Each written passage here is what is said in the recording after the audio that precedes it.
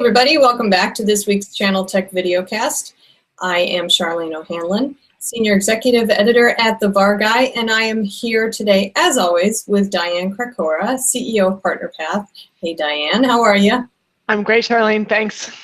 So we got a couple really nice comments about our topic last week, which was Uberization in the channel, and it seems folks really can't get enough of that topic, which I guess is a really good thing, but at the same time, maybe it's not such a great thing. So maybe what we can do today is talk a little bit about kind of the vendor perspective and ways that vendors can help their channel partners as they kind of go down this evolutionary path, and really, you know, maybe even how deep should vendors go along with their channel partners. So, you know, what I'm hoping, what I'm looking for actually is kind of some clarity, because nobody really seems to have the right answer when it comes to this. And so when you're talking to your clients, what are they saying to you, and how deep do they want to go when it comes to dealing with helping their channel partners evolve? Well, there is a different level of where the vendors think that they, or what they do offer in terms of support for the partners that are moving through this transition. But when we look at it as an industry and we talk to the solution providers and we talk to the vendors, we really think that you should help your partners as much as you can. They are partners after all, right? And if you can and you have the ability as a large vendor to help those partners transition, to understand what it takes to transition, then I think you should help them as much as possible in that. And some of the things that we see, one of those, and would like to talk to you about a little bit, is that certainly the partners need the vendors need the technology to deliver to the partners for them to be able to have this, and not just kind of the old stuff turned into on-demand, but what are those technologies that are going to really be driving this new transition in the industry? Well, you know, it's interesting because, you know, everybody's been talking about cloud now for the past 2 years or so, and, you know, frankly, I would have thought that we'd be farther down the path when it comes to cloud services in the channel. And it seems like such a fundamental thing, but I know, you know, for so many solution providers, it's a matter of, how can I transition my business to this more services model when I've relied for so long on this, you know, this larger, big paycheck, you know, from a hardware sale. That's a huge change for so many solution providers, especially the smaller regional VARs. And, you know, you kind of have to wonder, should the vendors actually be helping their channel partners make that transition in you know, in the way of, you know, financial incentives or financial benefits, even, you know, loans or something like that, to help them over the hump financially, because I can't really think of any regional VAR that's out there that really has the money put away in the kind of cash flow to be able to support their company while they go through that transition period. So, you know, why aren't we seeing more vendors? I think they understand that, but I guess I'm wondering, why aren't they actually doing something about it and helping partners? Well, and it is truly a cash flow issue that is the biggest hurdle for the partners as they wind down kind of the big hits and wind up the, you know, the on-demand or the subscription feeling. We at PartnerPath understand that because we've went through it, and we go through it as well, as we have big hits on consulting services as well as an ongoing subscription of our partner portal and our PRM solution. We can see kind of that affects our business model. Yeah. But so that one of the biggest things that the vendors can do is to help, you know, how do they help minimize that, or even how do they help talk about you know, to the bank around cash flow and loans, and being able to back some of that in terms of certainly the financial issues of being able to invest in where you're going and still keeping the wheels on the bus, so to speak, for where you for their traditional business. Well, that, yeah, it just, I don't know, it seems like a fundamental thing, and I guess when you kind of take it a step further, you have to kind of ask, well, how deep, what is the vendor's level of responsibility to its channel partners in helping them?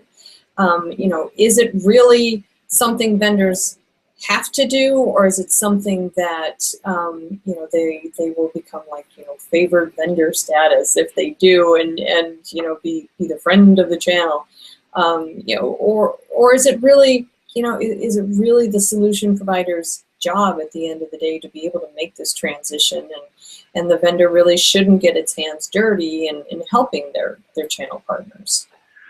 Well, it is, of course, the solution provider's job, and for them to be able to stay in business and own and drive a growing business, they have to figure out how to manage that business. Absolutely.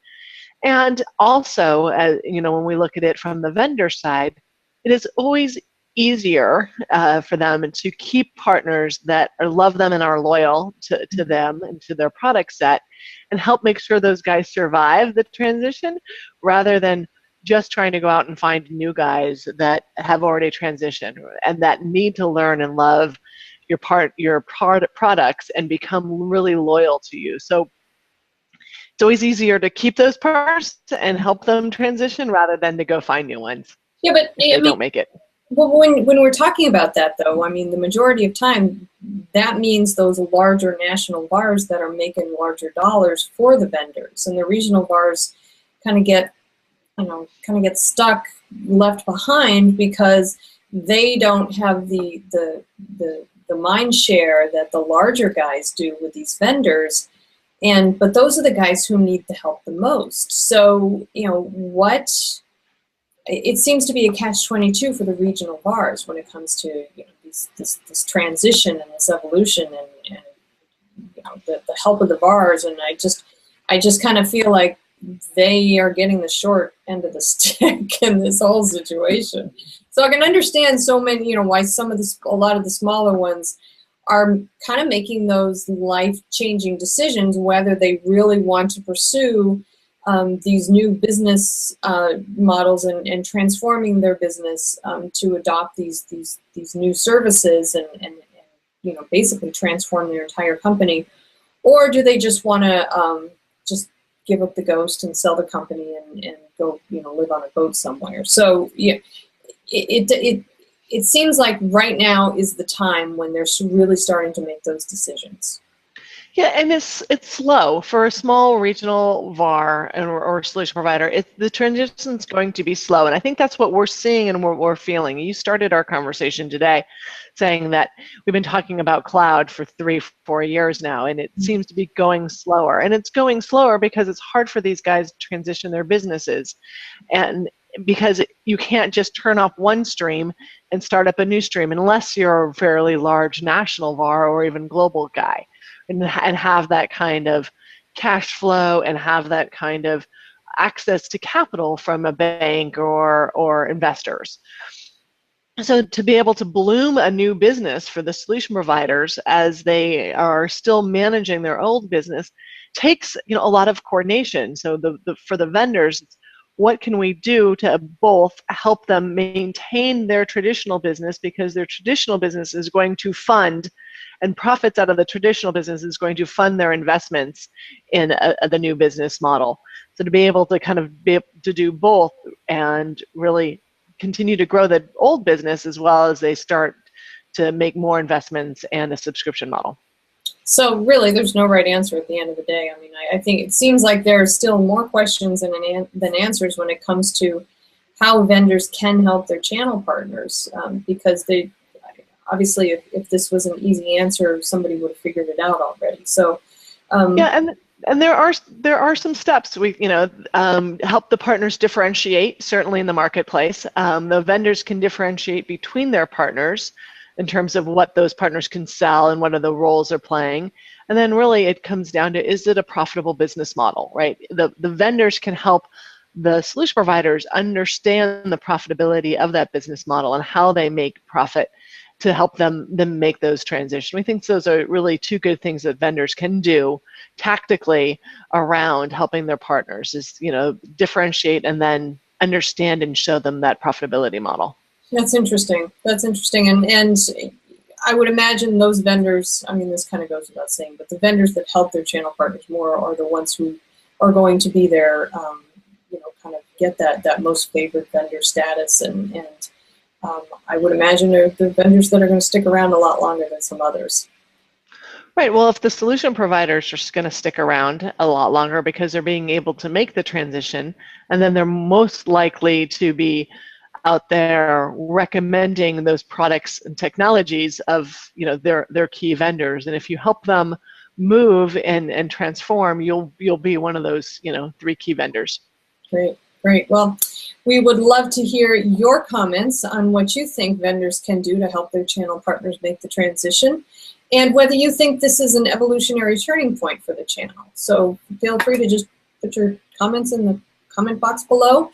You can also go to the PartnerPath website at www.partner-path.com and give us your comments there. We'd love to get the feedback. So feel free, good, bad, whatever. Also, would love to hear your ideas for topics for future video casts. So please feel free to send those along.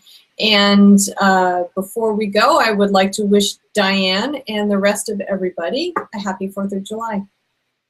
Happy Independence Day. Yay! Yay! All right, burgers will be had by all, except, well, even vegetarians can have veggie burgers. All right, Diane, thanks so much for your time, and we'll see everybody next week.